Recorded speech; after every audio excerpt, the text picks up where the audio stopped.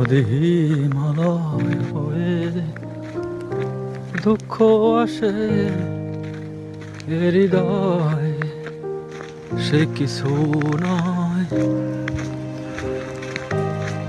জীবন চলার পথে যখন খুব কষ্ট পাবেন, তখন ঘরে না বসে থেকে একা একা পথ চলবেন,